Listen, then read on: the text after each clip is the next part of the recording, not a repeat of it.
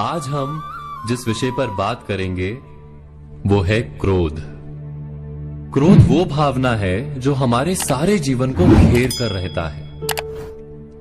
क्रोध को ना उम्र की मर्यादा है, ना ही ज्ञान की। कब, कहां और किस कारण से क्रोध पैदा हो जाए वो कोई नहीं जानता। और जब क्रोध जन्म लेता है तो तुरंत ही विचार करने की शक्ति खो जाती है। बुद्धि पर अंधकार छा जाता है। वर्षों के संबंध पल भर में टूट जाते हैं। सारा जीवन बिखर जाता है। किसी भी कारागार में जाकर देखिए, अधिकतर अपराधी क्षण भर के क्रोध का दंड भोगते हुए दिखाई देंगे, पर फिर भी हम क्रोध पर अंकुश नहीं लगा पाते। बार बार हम क्रोध ना करने का प्रण तो लेते हैं, पर बार बार हमसे क्रोध हो जाता है। ये क्रोध वास्तव में क्या है, क्यों जन्मता है और क्यों अंकुश में नहीं रहता? उदाहरण के लिए आप एक बालक को देखिए। उसे किसी वस्तु की इच्छा होती है और उस समय अगर उसे वो नहीं मिलती या कोई उसे भयभीत करता है तो वो प्रतिक्रिया देता है। बालक की प्रतिक्रिया क्रोध है, क्योंकि बालक निर्बल है, निसहाय है।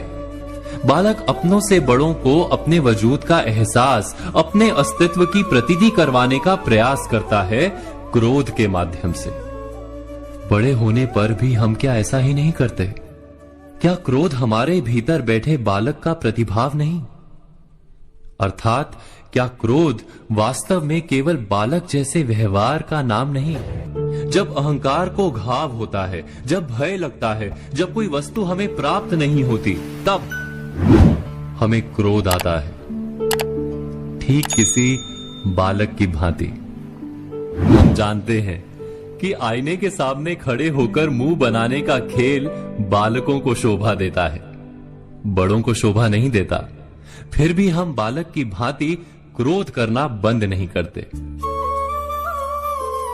हम अनुभव से जानते हैं, दूसरों को देखकर बता सकते हैं कि क्रोध से कभी कुछ प्राप्त नहीं होता। सम्मान हो, संपत्ति हो, प्रेम हो या सुरक्षा हो, क्रोध से नहीं मिलता। मिलता है तो प्रयासों से, कार्य करने से, बुद्धिपूर्वक विचार करने से। मनुष्य मात्र अपनी आदतों के अनुसार ही जीता रहता है। क्रोध भी आदत बन जाती है। हमारे चाहते हुए भी हम अपने प्रतिभावों को रोक नहीं पाते। हम स्वयं को बड़े या पुख्ता मानते हैं, पर थोड़ा सा कारण मिलते ही हमारे भीतर का बालक क्रोध कर बैठता है।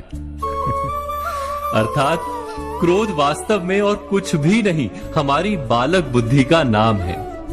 जैसे ही हम इतना स्मरण में रखें कि हम बालक नहीं, बालक जैसा व्यवहार हमें शोभा नहीं देता, वैसे ही क्रोध स्वयं ही बंद हो जाता है। क्या ये सत्य नहीं? इस पर विचार मनन अवश्य कीजिएगा।